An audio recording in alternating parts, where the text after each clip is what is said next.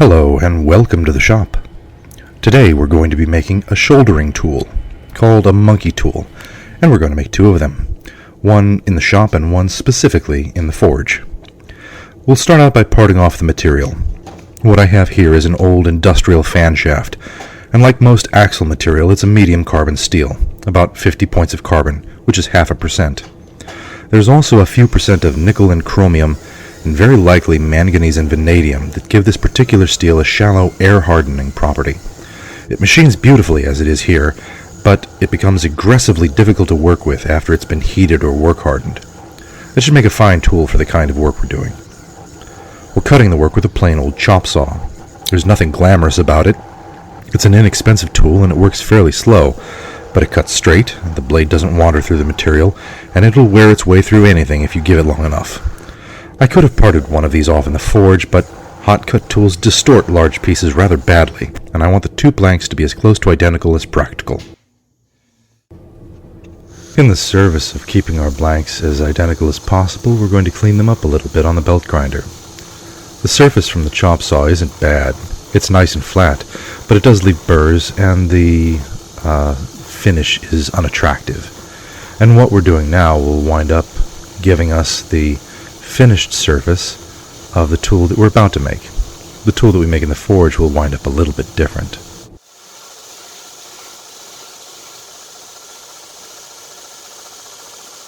For our first monkey tool, we're going to start and finish on the drill press. Now, a monkey tool is a tong-held, sometimes hand-held, forging tool that's made to produce a straight shank with a square shoulder on the end of a larger forging. You could use it as a rivet making tool. It would work, but what it's meant to do is forge in a shank, usually that will turn into a threaded bolt onto the end of a larger forging. You don't see them used so much anymore because so much of our work is smaller today than it was back in the days of old industrial forgings. But a monkey tool is actually very simple to make for a modern maker.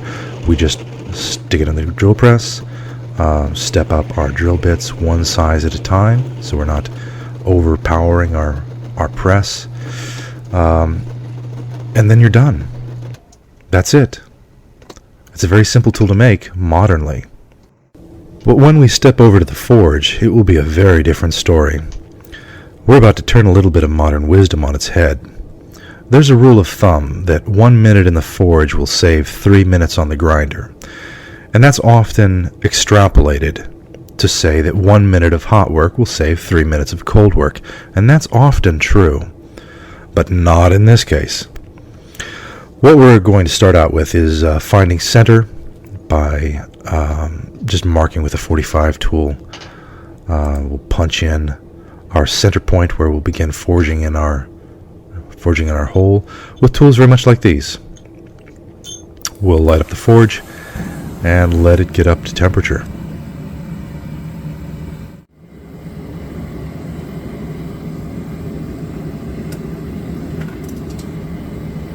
And here begin the labors of Sisyphus.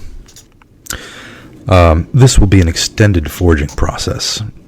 It will be a little bit drawn out and pretty funny from your perspective, although it was frustrating from mine, because I will keep dropping that workpiece all over the place. And the reason for that is that I only have two hands. One for the tool, one for the hammer, and no hands for the workpiece. Also, the work is too tall. The old blacksmiths who wrote books for making tools for working under a power hammer or under early hydraulic presses figured out that a tool has to have a ratio of no more than 1.6 to 1 height to width. So the tool can only be a little bit more than half again as tall as it is wide. Otherwise, it will be prone to tipping or flying out under the impact of a hammer or the pressure of a hydraulic press. And the ratio we have here is more like 2.5 to 1. So it's pretty tippy, and it will go flying out at the slightest provocation, and I give it more than a little bit of provocation. I'm working with a tapered punch and then a straight shank punch, alternating back and forth to get some depth and then to clean up the hole to go again. And I keep dropping the tool, and I keep dropping. And the way to fix this is to work with an assistant. It's the next day now, and I brought my son into the shop with me. In the interim, I also made this new punch, which you can see me fumbling with right now. It started out as a piece of automotive coil spring, and I ground it down to the correct diameter. But I made it the same length as the punches I was holding in my hand the day before, and the tool that's going to be held in the tongs really needs to be between 4 to 6 inches shorter. I'll trim that down in between heats. The other issue we're dealing with is that punching a straight hole naturally leads to the tool binding up against the sides, and there's almost no way around that. You saw me bring the tool over to the vise to smack the workpiece off, and I'm smacking it against the anvil here. That's due to simple thermal expansion. Steel expands at a rate of 7.3 millionths of an inch per inch of material per degree Fahrenheit. And that's a very tiny number, but we're dealing with very large temperatures, and that adds up quickly.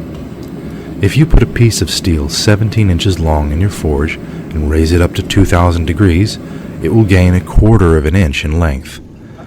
Our workpiece is only about 1.5 inches, but the difference between the yellow heat as it comes out of the forge and the red heat when it's ready to go back in is more than enough thermal expansion to grab a tool. Most punches are tapered for that very reason, but a shouldering tool calls for a straight-sided bore, and there's only so many ways to get that. For good or ill, I decided to use a straight punch early on in this project. You saw me use a narrow tapered punch yesterday to sink the hole to the necessary depth, and today I'm using the straight punch to open the bore to the correct diameter.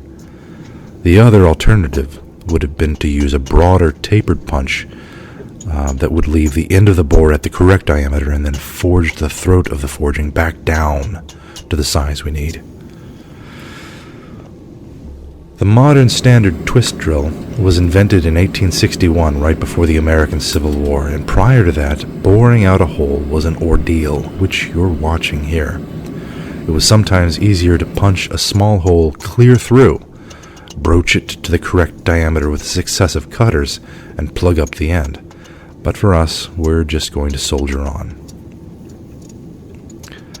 Ordinarily, we would cut out more of this repetitive forging, and we did cut quite a bit, but I wanted to give you all a feel for the labor involved in making the tool in the forge, to give you an appreciation for the power of the modern tools available to us.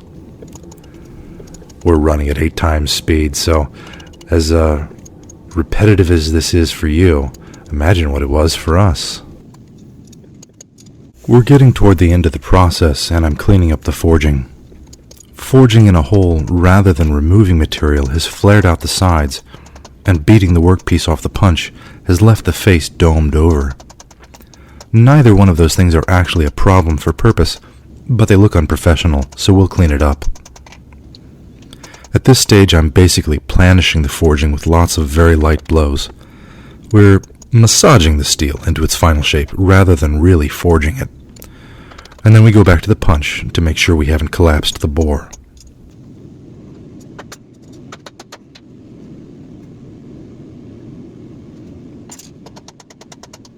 And that's it.